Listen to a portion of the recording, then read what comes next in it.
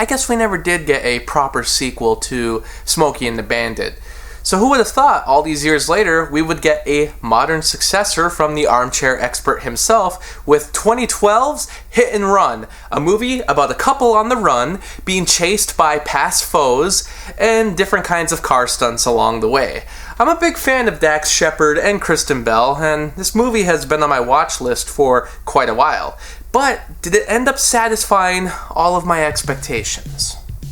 Like lots of actors, eventually you just want to start calling the shots for the production. You learn so much on set, and with enough experience, you can start figuring out decisions that fit your taste better than the director's. So you go and make your own thing, and what you get is Hit and Run, a smaller 2012 movie with a cast of Dax Shepard, Kristen Bell, Tom Arnold, and even Bradley Cooper, surprisingly.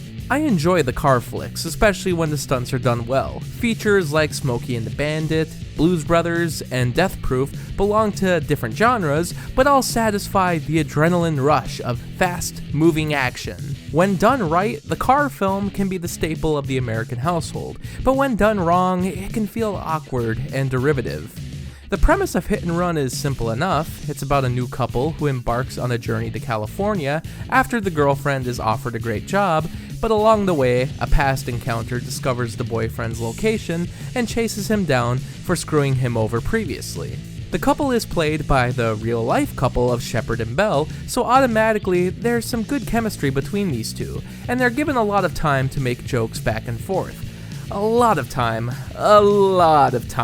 There's just talking, and there's a few moments of action here and there, but for the most part, it's just an opportunity for the actors to go through the banter. Is it funny? For the most part, I never found myself bored because I like watching these two talk. I mean, I like his podcast. I'm never gonna get tired of listening to the man speak.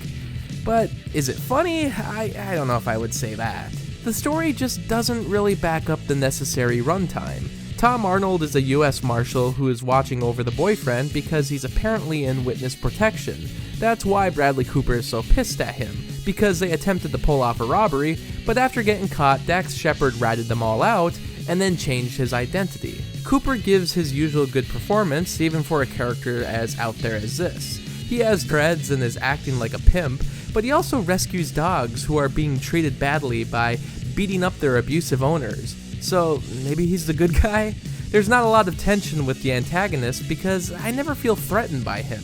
I don't think he'll kill any of the heroes, and he goes along with their plans, so there's not a whole lot of intimidation. Cooper himself is fine, but I just don't really feel that this character was fleshed out enough. I think this screenplay is half done at times.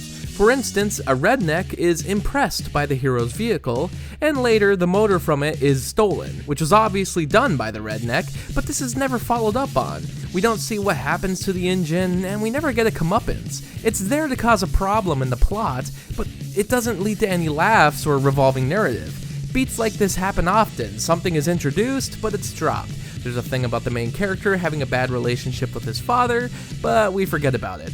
There's these cops who have their own side quest, but we don't get much of them. Even Bradley Cooper, who's so mad at the past discrepancies, by the finale, he's not really throwing any of the punches. After hearing that this thing was put together in a matter of weeks, you start to realize why it feels like an unfinished movie, not in the editing or the production design, but just in overall plot. This could have used a few more drafts, or maybe a second writer, because this may want to be a love letter to the 70s era of car stunt films, but it feels more like a vehicle for the relationship to blossom in real life.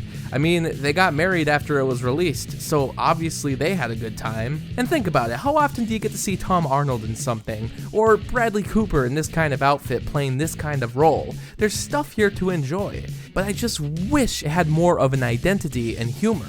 Because this could have been that underground, lower budget comedy that you tell your friends to look up on Netflix and gotten a re-emergence years later. I hate to feel this way about a production from people who I find to be extremely talented, but there's just not enough to write home about, and I can't think of any moments where I was actually laughing. It feels sophomoric, or like it's not even trying to be funny. I do believe this group has one good action car movie in them, but this just isn't it. Thanks to Lucas for this Patreon request, and thanks to all my Patreon supporters. For only $7, you can get your own monthly movie review. Ask me to review anything I haven't already. There's also other perks like blogs, exclusive videos, and early access. You can also follow me on Facebook, Twitter, and Instagram. And thanks so much for watching this video.